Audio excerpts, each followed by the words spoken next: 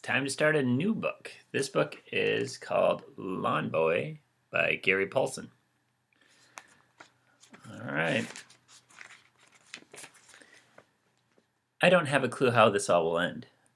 There are people now who say I'm some kind of wonder boy, or that I know some secret, or that I have this big hairy plan. Nope. One minute I was 12 years old and wondering where I could get enough money for an inner tube for my old used 10-speed. I didn't have any money. My parents didn't have much either. Mom is a teacher in an experimental school, and my dad's an inventor. Sometimes it takes a long time to work out a new idea. This was one of those times.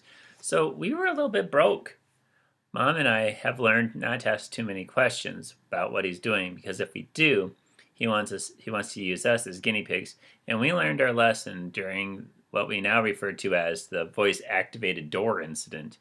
Dad swears Mom's nose is as cute as ever, and I don't notice anything different about it, but she still touches it gingerly when he starts talking about some big new idea he's got going. The next minute, it seems, I've got a business of my own, with employees, and I'm rich. I'd better explain. It all began at 9 in the morning on my 12th birthday, when my grandmother gave me an old riding lawnmower. Chapter 1. The Principles of Economic Expansion. My grandmother is the kind of person who always thinks that no matter how bad things might seem, everything will always come out all right. Her hair could be on fire, and she'd probably say, "Well, at least we have light to read by." She's the most positive person in the world, and amazing and fun to be around. But in a strange and happy way, sometimes she seems to be about 9 bricks shy off of a full load. You can say, I think the Yankees will win the World Series again. And she'll answer, "Yes, but it's nice to put your carrots in stew for the flavor." And you think that somewhere inside that brain, maybe a screw came loose? Then you find out that the last time the Yankees won the World Series, she made a stew and forgot to put the carrots in and blamed the Yankees. She never liked them anyway. When the stew tasted funny, she still doesn't like the Yankees. "It all makes sense if you wait long enough," she says. So when I turned 12, she came to the house with an old riding lawnmower in the back of her old Toyota pickup. "Happy birthday," she said. "It used to belong to your grandfather. He was always working on it. I thought you might like it." A mower?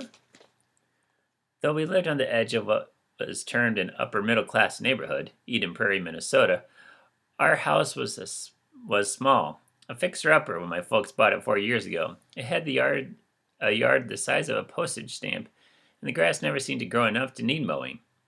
It just sprouted, stopped, gave up, and died. Over and over. My father and I lifted the mower down from the truck bed. "A lawnmower?" I looked at my grandmother. "Thanks."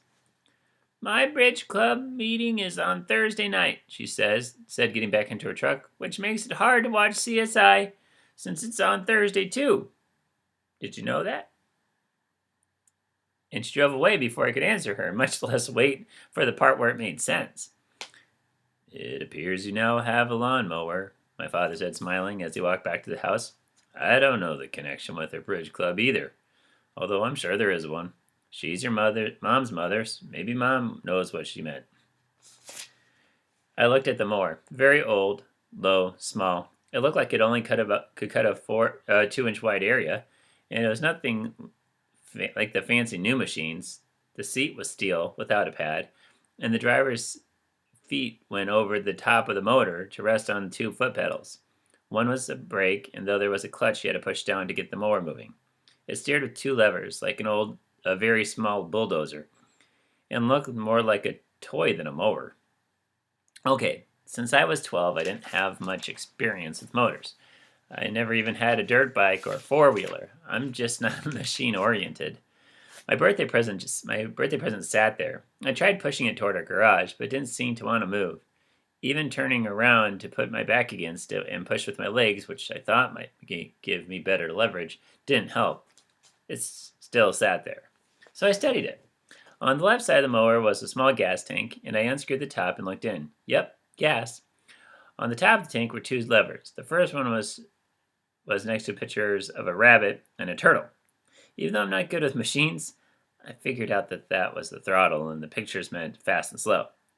The other lever said on off. I pushed on. Nothing happened, of course. At the very top of the motor was a starting pull rope. What the heck? Why not? I gave it a jerk and the motor sputtered a little, popped once, then died. I pulled the rope again and the motor hesitated, popped, and then roared to life. I jumped back. No muffler. Mufflers are what keep things quiet. So it's loud. Once when I was little, my grandmother, in her usual logic-defying fashion, answered my request for another cookie by saying that my grandfather had been a tinkerer. He was always puttering with things, taking them apart, putting them back together. When he was around, nothing ever broke. Nothing ever dared to break. Loud as the mower was, it still wasn't moving, and the blade wasn't going around.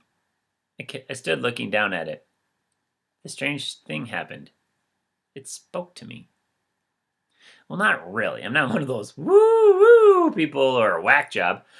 At least I don't think I was. Maybe I am now. Anyway, there was some message that came from the mower through the air and into my brain, kind of warm, maybe settled feeling, like I was supposed to be there, and so was the mower. The two of us, like I was a friend. So all right, I know that. I know how that sounds too. We'll sit under a tree and talk to each other, read poems about mowing. Totally whack. But the feeling was there. Next, I found myself sitting on the mower, my feet on the pedals. I moved the throttle to the rabbit position. It had been on turtle, and pushed the left pedal down, and the blade started whirring. The mower seemed to give a happy leap forward off the sidewalk, and I was mowing the lawn. Or dirt. As I said, we really didn't have much of a lawn. Dust and bits of dead grass flew everywhere, and until I figured out the steering, my mailbox, my mother's flowers near the front step, and a small bush were in danger. But in a few minutes, I got control of the thing, and I sheared off what little grass there was.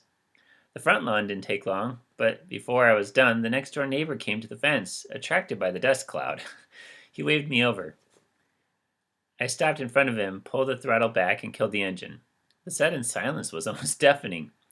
I stood up away from the mower, my ears humming so I could hear him. You mow lawns? He asked. How much? That was how it started.